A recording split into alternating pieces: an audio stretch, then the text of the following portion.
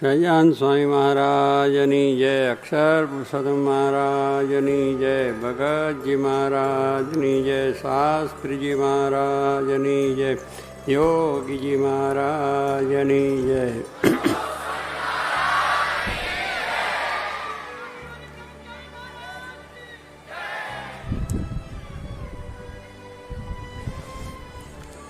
ઝાલાવાડની અંદર શાસ્ત્રી મહારાજ પૂજ્ય યોગીજી મહારાજ તો ખૂબ જ વિચરણ કર્યું છે. અને યોગીજી મહારાજ જ્યારે જૂનાગઢથી શાસ્ત્રી મહારાજની પાસે મળવા અને ત્યાં નીકળ્યા 7 સંતો, અને એ શાસ્ત્રી મહારાજ રાજકોટમાં મળ્યા અને પછી સારંગપુર આવીને સેવા કરતા. અને યોગીજી મહારાજ પછી આ ઝાલાવાડના બધા જ ગામોની અંદર ખૂબ પોતે વિચરણ પણ કર્યું છે. અને એ આપણે અત્યારે જેની તુલા કરીએ છીએ એ હરિકૃષ્ણ મહારાજ જૂનાગઢથી પોતે લઈને જ આવ્યા છે. કારણ કે એમને ભગવાન વાલા છે, એટલે સંતને બીજું કંઈ હોય જ નહીં. આ લોકની સંપત્તિ વૈભવ મળે કે એ વાલું તો છે જ નહીં. એમને તો બધું ત્યાગ કરેલું છે, અને ત્યાગ કરીને ભગવાન વાલા કર્યા છે. તો એ ભગવાન પ્રત્યે એમનો પ્રેમ એ બહુ જ આપણે જોયો છે. શાસ્ત્રી મહારાજ પણ કહેતા કે વલ્ભાચાર્યને જેમ શ્રી કૃષ્ણ પરમાત્માને વિશેની એક ભક્તિ, પ્રતિબદ્ધતાની ભક્તિ, અત્યંત સ્નેહ ભક્તિ, એવી યોગીજી મહારાજને પણ હરિકૃષ્ણ મહારાજ વિશે ભક્તિ. એમને રમાડવા, જમાડવા, પહોંચાડવા, એમનું અખંડ એ કરવું. બધા ભક્તોએ આ જોયું છે. આ ડિસ્ટ્રિક્ટના બધા ભક્તોને ગામો ગામ યોગી મહારાજના દર્શન એમ લાલજી સાથે ન કર્યા, હરિકૃષ્ણ મહારાજ સાથે ન કર્યા. એટલે હરિકૃષ્ણ મહારાજની મૂર્તિ પણ ચમત્કારી. અને યોગીજી મહારાજ જ્યારે જ્યારે કોઈ પણ આફત હરિભક્તોને આવી હોય, મુશ્કેલી આવે, સંસારિક હોય, માનસિક હોય, કુટુંબી હોય કે રાજકીય, તો સ્વામી એની હરિકૃષ્ણ મહારાજ પાસે બેસીને ધૂન કરાવતા. ગોંડલ અક્ષર ડેરીમાં હોય તો ત્યાં પણ હરિકૃષ્ણ મહારાજના ડેરીમાં બેસીને ધૂન બધાની કરાવતા. કોઈ સમાજ ઉપર પ્રશ્ન આવ્યો હોય કે રાજકીય રીતે પ્રશ્ન આવ્યો હોય, કોઈ યુદ્ધ પણ થયા હોય તો પણ સ્વામી ધૂન કરાવતા હરિકૃષ્ણ મહારાજ પાસે બેસીને. અને એનાથી બધાને શાંતિ પણ થતી. એટલે એ મૂર્તિ છે એ યોગી મહારાજ ખાલી આ એક ધાતુનું એ છે એ નતા માનતા, પણ સાક્ષાત મહારાજ છે એમ માની અને એમની ભક્તિ એમને હંમેશા કરી છે. અને એ રીતે એમને રાજી પણ કર્યા છે. અને આ પ્રમાણે એ હરિકૃષ્ણ મહારાજ પણ આપણા ઝાલાવાડના એક એક ગામની અંદર ફર્યા છે. બધાના ગામ પર દ્રષ્ટિ કરી છે. કુટુંબનો એટલે ઘરે ઘરે ફર્યા છે. એટલે ઘરે ઘરે પણ એમને પધરામણી કરી છે. એટલે તમે તો બહુ મોટા ભાગશાળી છો કે જે હરિકૃષ્ણ મહારાજને યોગી મહારાજે પોતાને વાલા કરીને પ્રેમ કરીને જે રાખ્યા હતા એ આપણા ઘરમાં યોગી મહારાજની સાથે પણ પધાર્યા છે. યોગી મહારાજ તો સાક્ષાત ભગવાન જ એમને માનીને પૂજા કરી છે. એટલે એ રીતે આપણે બહુ ભાગ્યશાળી કે એ જે આપણા ઘરે ઘર અને આપણા કુટુંબને બધાને દર્શન આપ્યા છે, એ હરિકૃષ્ણ મહારાજની સેવા કરવાનો લાભ આજે આપણને મળ્યો. કેટલો મોટો ભાગ કહેવાય. એ સામાન્ય ન કહે કે જે યોગી મહારાજ લઈને ફર્યા છે એ જ રાજી થઈ અને આપણને પ્રેરણા કરી છે અને એની સેવા કરવાનો આપણને લાભ મળ્યો છે. અને જે કંઈ આપણે સુખી થયા છીએ પણ એમની કૃપાથી, એમના આશીર્વાદથી. કારણ કે આપણે જે કંઈ થાય છે એ કંઈ આપણું બળ તો છે જ નહીં.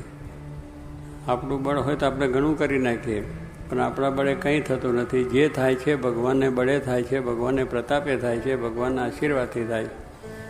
એટલે આપણે પાસે જે કંઈ થયું છે એ ભગવાનની ઈચ્છાથી, ભગવાનની આશ્રય.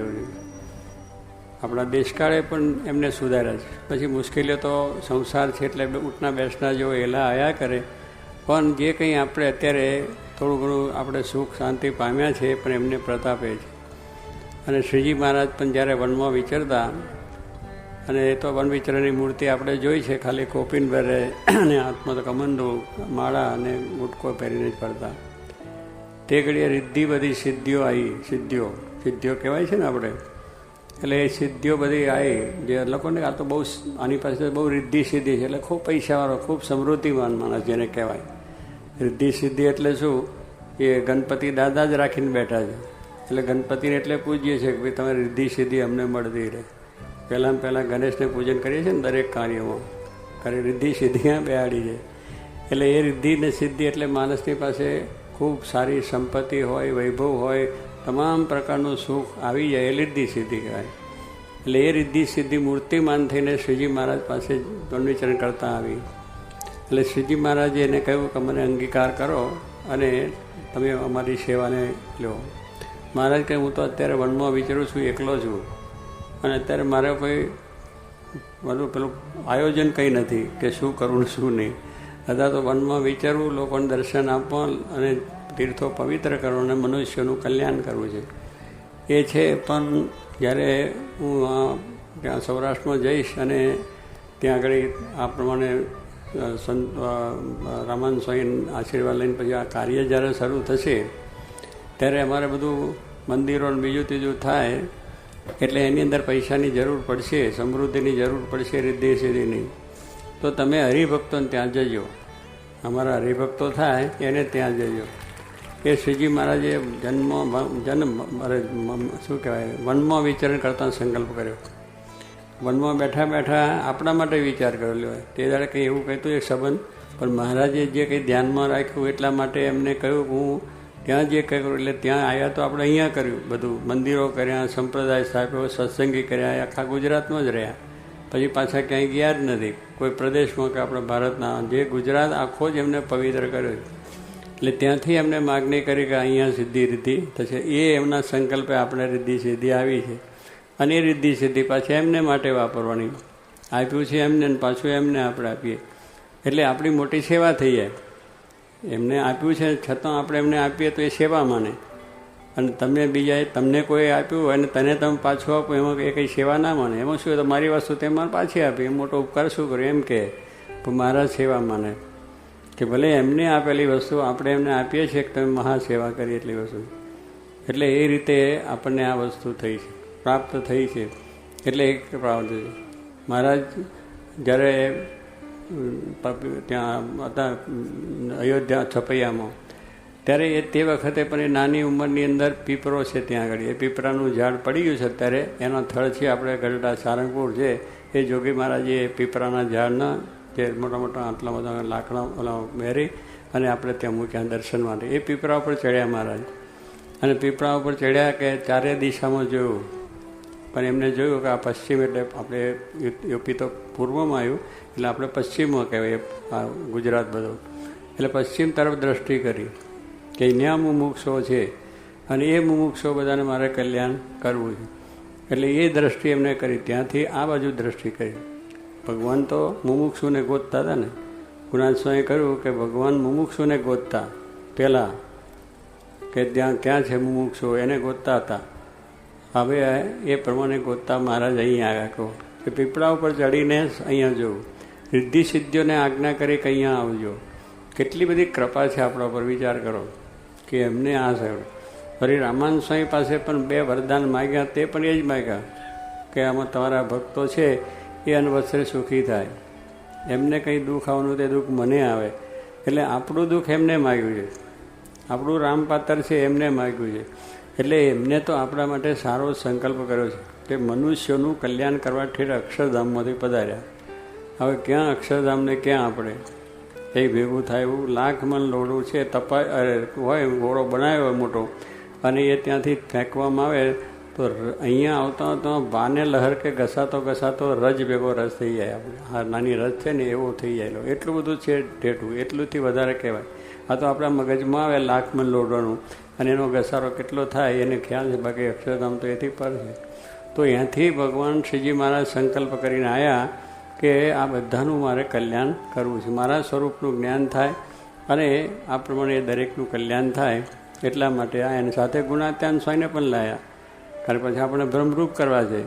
આપણે તો જગતના જીવો છે, માયા સ્વભાવ છે. એ સ્વભાવ કેમ ટળે એટલા માટે એવા નિર્ગુણ બ્રહ્મ ગુણાત્યાન સ્વામી જે સાક્ષાત મહારાજનું સ્વરૂપ, મહારાજના ધારક સંત એ લાયા કે જે ભગવાનનો મહિમા આપણને સમજાવે અને આપણામાં રહેલા જે સ્વભાવ વાસનાઓ ટાળે. તો એ ગુણાત્યાન સ્વામી પણ લાયા. એટલે અક્ષરરૂપ થઈને પુરુષોત્તમની ભક્તિ કરવાની વાત આપણને જે આપી છે એ ભગવાન ત્યાંથી અક્ષરધામમાંથી જ વિચાર કરીને આવ્યા છે કે અક્ષર જેવા બધાને બનાવવા છે અને મારી સેવામાં બેસાડવા છે. એટલે કેટલી બધી એમની દયા છે કે એ બધા સંકલ્પ કરેલા અક્ષરધામમાંથી એ બધા સંકલ્પ અને એ બધા આશીર્વાદ એ પણ આપણા આ દેશ ગુજરાતની અંદર અને આ ઝાલાવાડને ગોહિલવાડ કહો કે સુરત દેશ કહો બધામાં છે ભર્યા. તો એ ભગવાનની આટલી બધી કૃપા છે કે જ્યારથી એમને ત્યાંથી અક્ષરધામમાંથી આવવાનો વિચાર કર્યો ત્યારથી જ આ બધા વિચારો એમને કર્યા છે. એટલે આમ આપણે સમજાય નહીં કે મહારાજ આવીને જતા રહ્યા, પણ એમને આપણા માટે દાખલો કર્યો. એમને આપણા માટે અહીં આવ્યા, જન્મ ધારણ કર્યો, વનમાં વિચર્યા, કેટલું દુઃખ. એને ત્યાં વનમાં તો કંઈ સુખ હતું નહીં, કોઈ માણસ જોડે નહીં, રોડ નહીં, રસ્તા નહીં, પ્લાનિંગ નહીં, નકશા નહીં, કશું જ નહીં. વાઘ વરુ વીછી એ બધાની અંદર રહી અને ત્યાં જે તીર્થમાં જે રહેતા હતા બધાનું કલ્યાણ કર્યું. એ બધે કરીને પાછા કંઈ ભારતમાં ક્યાંય બેઠા નહીં. ત્યાં તો રાજ બધું આપતા અને કન્યાઓ પણ આપતા. એટલી બધી સિદ્ધિ બધી મારે કે હું એ કરવા આવ્યો નથી, હું તો લોકોને આપવાને અક્ષરધામમાં ભ્રમરૂપ કરીને લઈ જવા માટે જ આવ્યો. એટલે એ બંધનમાંય પણ ક્યાંય ના રહ્યા, કારણ કે એમનું નિશાન જ આ હતું પહેલેથી. બધી રીતે તમે જુઓ તો નિશાન એમને રાખ્યું. આપણે કોઈ જો નિશાન બરાબર પડે તો એ નિશાન કહેવાય, પણ એમને જ્યાંથી અક્ષરધામમાંથી આવ્યા તે ઠેઠ અહીં આવ્યા ત્યાં સુધી આ નિશાન આપણું રાખ્યું હતું ગુજરાતનું. અને એ ગુજરાતમાં જ એમને વિચરણ કર્યું. 500 સંતોને આજ્ઞા કરી, એ પણ આખા ગુજરાતમાં વિચરણ કર્યા છે. અને એમના સંકલ્પ હતા કે બધે અમે આ પાયો નાખી જઈએ છીએ અને આ બધું સ્થાપન કરી જઈએ છીએ. એ પછી ધીરે ધીરે ભક્તો દ્વારા સત્સંગ વધશે, સંતો દ્વારા વધશે. તો એ પ્રમાણે આજે એ એમના સંકલ્પથી આ પ્રમાણે ગુણાતાન સ્વામીની બધી વાતોથી મહારાજનું સ્વરૂપ ઓળખાયું. મહારાજ તે વખતે મંદિરો બધું બાંધી ગયા, સત્સંગો પણ થયા. ત્યાર પછી ગુણાતાન સ્વામીએ, ભગતજી મહારાજે, શાસ્ત્રીજી મહારાજે આ બધું અક્ષર અને પુરુષોત્તમની મૂર્તિઓ, એ શાસ્ત્રી ભગવાનનો સિદ્ધાંત હતો એ એમને પધરાવી દીધા. અને એ પણ ઝાલાવાડમાં પહેલાં પધરાયા. એ પણ મોટા ભાગ કે ઝાલાવાડમાં ભગવાનમાં મંદિર થયું. ત્યારે એ જ અક્ષર પુરુષોત્તમનું જ્ઞાન જે લઈને આવ્યા તે મહારાજ એ પણ ઝાલાવાડમાં પ્રથમ એમની પ્રતિષ્ઠા, પછી બોચાસન, સારંગપુર ને બધા થયા છે. એટલે કહેવાનું છે કે આમ જો અનેક રીતે જુઓ તો મહારાજની કૃપા આપણા પર બહુ જ. ગુણાતાન સ્વામીને શાસ્ત્રી મહારાજ પણ અહીંયા આ રીતે પહેલું મંદિર કર્યું અને ત્યાર પછી આ બધા મંદિરો થયા છે. જોગી મહારાજ પણ જૂનાગઢથી શાસ્ત્રી મહારાજને આવ્યા અહીંયા, અને તે પણ ઝાલાવાડમાં જ બધે પહેલાં ફર્યા. મુજીદરને, નવા ગામને, ચચાના, ચાડાને, કંથારિયાને, બીજું ત્રીજું બધાને સત્સંગ એમને કર્યો. એટલે આ રીતે આપણો સંબંધ એ આપણને ગોતતા આવ્યા છે. આપણે કંઈ મહેનત કરી નથી, આપણે પુરુષાર્થ નથી કર્યો, પણ ભગવાનની કૃપા છે કે સંતો પણ ગોતતા શાસ્ત્રી મહારાજે આપણે ગોતતા, એને જોગી મહારાજે આવ્યા છે, ખીજી મહારાજ પણ આવ્યા છે. આવી બધી કૃપા આપણા ઉપર છે. એટલે આપણે એ મહિમા શું છે કે આ ભગવાનને લઈને આપણે છીએ, આપણે લઈને ભગવાન નથી. ભગવાન છે તો આપણે છે ને, નહીં તો નથી. આપણામાં જો હૃદયમાં એક પરમાત્મા બેઠા છે, હવે એ તત્વ અહીંથી ચાલી ગયું પછી આપણું કંઈક છે. આ શરીર હાલશે ખરું, હાથ પગ હાલશે ખરા? કંઈ જ નહીં હાલે. એ અંદર બેઠા છે એ હલાવે જ બધું. બુદ્ધિ આપે, શક્તિ આપે, બીજું આપે. તો કહેવાનું શું છે કે એ છે એટલે એમનું અસ્તિત્વ છે. એમને આપણે અંદર બેઠા બેઠા આપણને બળ આપે છે. તો એના બળે કરીને આપણે ભણ્યા ગણ્યા, પૈસા કમાયા, ખેતી કરી, વાડી કરીને બધું મેળવેલું છે. તો એ પણ એની કૃપાથી આપણને એવું શરીર સારામાં સારું મળ્યું. નહીં તો આપણે બધા બિલાના કૂતરાના દેહમાં કંઈ ભજને ના થાય અને કંઈ સંસ્કારે ના થાય. પણ ઉત્તમ મનુષ્ય દેહ આપણને આપ્યો, એ પણ એમની કૃપા છે. અને એને લઈને આપણે આ બધું જે પ્રાપ્ત થયું હાથ પગથી મહેનત પુરુષાર્થ કરીને, એ પણ એમની કૃપાનું ફળ છે. તો એ રીતે આપણે સમજીને એમનું અખંડ ભજન સ્મરણ કરવું. જોગી મહારાજને એક જ વસ્તુ કે આ હરિકૃષ્ણ મહારાજ એ જ આપણું જીવન, ભગવાન છે એ આપણું પ્રારબ્ધ છે. એટલે એ આપણે જો મનાય તો આપણે દુઃખ નથી. એમનું ઈચ્છા પ્રમાણે જ આપણે સુખ દુઃખ આવે છે. પ્રારબ્ધ એમની ઈચ્છા પ્રમાણે, એટલે સુખ આપે તો એ આપે છે, દુઃખ આપે તો પણ એ જ આપે છે. એમ માનીને એનો આશરો દઢ રાખવો, એમાં ફેરફાર ના થવા દેવો. કારણ એને આશરે બેઠા છે એટલે જે કંઈ થશે એની ઈચ્છા. અને જે દાસના દુશ્મન હરિકેદી હોય નહીં, સુખ દુઃખ તો બધું આવે છે. મહારાજ નિષ્કાંતમાં લખ્યું કે સુખ દુઃખ આવે સર્વ ભેળું, તેમાં રાખજો સ્થિરમતી, જાળવીશ મારા જનને અતિશય જતન કરી. આ નિષ્કાંતમાં લખ્યું. મહારાજે કહ્યું કે સુખ દુઃખ તો આવશે જ. હું મળ્યો છું તો પણ કૃષ્ણ હતા તો પાંડવોને ભટકવું પડ્યું, વનવાસ જવું પડ્યું, બધું એ થયું. રામ જેવા રામ ભગવાન હતા, એમને પણ વનવાસ જવાનું થયું. સાક્ષાત ભગવાન હતા, અવતાર લઈને આવ્યા હતા કલ્યાણ કરવા. ન જાણ્યું જાનકી ના હાથે સવારે શું થવાનું, રાત્રે બધું તૈયારી કે અમારે ગાદ્ય બેસવાનું, બધો સરંજામ થઈ ગયો, મંડપ બધા વાજિંત્રો વાગવાને બધી કંકોત્રી મંત્ર બધા આવી ગયા હતા. રાત્રે જ કંઈ કહીને પેલા મંથરા મળી ગઈ. મંથરાએ આવીને મંત્ર મૂક્યો કે આવું છે, તારો છોકરો રખડી જશે ભરત, આ ગાદીએ બેસી. આ એક મંત્ર થયો. દશરથે વચન આપ્યું હતું કંઈ કહીને કે તને જ્યારે જરૂર હોય ત્યારે તું માગજે. આને માગી લીધું, મારો છોકરો ગાદીએ બેન, રામ વનવાસ જાય. આ ભગવાન જેવા ભગવાનને, આ તો ભગવાન તો બધું જાણતા હોય, એમનામાં કંઈ ખામી ન હોય, પણ એનું ચરિત્ર આપણા માટે છે. કોઈ જો મને દુઃખ આવ્યું, અમને પણ દુઃખ આવ્યું છે, અમે દુઃખી છે, એટલે શું કે શરીર છે, મનુષ્ય શરીર છે, એમાં બધું આવવાનું. એટલે ભગવાન પણ મનુષ્ય શરીર ધારણ કરે છે, એટલે આપણા જેવું સુખ દુઃખ એ પણ બતાવે. એમને પણ આવું વનવાસ જવાનું થાય, જેલમાં જન્મ થઈ જાય. શ્રીજી મહારાજને પણ બધી ઘણી મુશ્કેલીઓ આવી છે, આપણે જોઈ છે. શાસ્ત્રી મહારાજને પણ બધા મુશ્કેલીઓ આવી છે, શરીરને મંદવાળાયા છે. જોગી મહારાજ બધા હાથ મંદવાળા હતા. એટલે શરીરનું દુઃખ એ આવે, બીજી મુશ્કેલી દેખાડે. શરીર છે એટલે થાય. એટલે આપણે હિંમત ના હારીએ કે ભાઈ એમને કંઈ ભોગવવાનું છે નહીં. એ પુરુષો થયા, એમને આ સુખ દુઃખની કોઈ ભોગવાની વસ્તુ જ નથી, પણ એ એમના શરીરમાં દેખાડે એટલા માટે કે આપણને હિંમત રહે. અને આપણા માટે એ કરે છે કે તમે ગભરાશો નહીં, મૂંઝાશો, સુખ દુઃખ આવે ભેળું તો રાખજો, સ્થિરમતી બુદ્ધિ સારી રાખજો, નિશ્ચય એક રાખજો, આશરો એક રાખજો, ભજન એક કરજો, એમાં કંઈ ફેરફાર થશે નહીં. તો જાળવીશ મારા જન્નથી, હું તમને જાળવી લઈશ. તમારું જે જન્મ મરણનું દુઃખ છે, આ દેહનું દુઃખ તો રહેશે, પણ જન્મ મરણનું જે દુઃખ છે એ ટાળીને અક્ષરધામમાં લઈ જઈશ, એ એમનો કોલ છે. તો એ ઉપર આપણે મદાર રાખવાની કે આપણે એ આશરો રાખીને આ ભક્તિ, સત્સંગ, કથા, વાર્તા બધું કરવાનું છે. તો એવી જે આ વાત છે, જલાવવા માટે બહુ અતિ ઉત્તમ વસ્તુ ને ઉત્તમ વાંચવું છે ને એ શાસ્ત્રી મહારાજ, જોગી મહારાજની દ્રષ્ટિ આપણા ઉપર છે. એવી ને એવી દ્રષ્ટિ કાયમ રહે, આપણા જીવનને શાંતિ મળે, પરિવારમાં શાંતિ રહે, ધંધામાં શાંતિ રહે, અને દરેક જાતના પ્રશ્નો નિરાકરણ થઈ જાય. દેશકાળ પણ સારા રહે, વરસાદના બધા પ્રશ્નો, પાણીના પ્રશ્નો એ પણ જતા રહે. એ માટે મહારાજને પ્રાર્થના કરીએ છીએ. આજના પ્રસંગે તમે જે સેવા કરો છો એ સેવાના ફળરૂપે ભગવાન અનંત ઘણું આપને આપે અને સર્વ સુખ્યા થાઓ, એ જ પ્રાર્થના.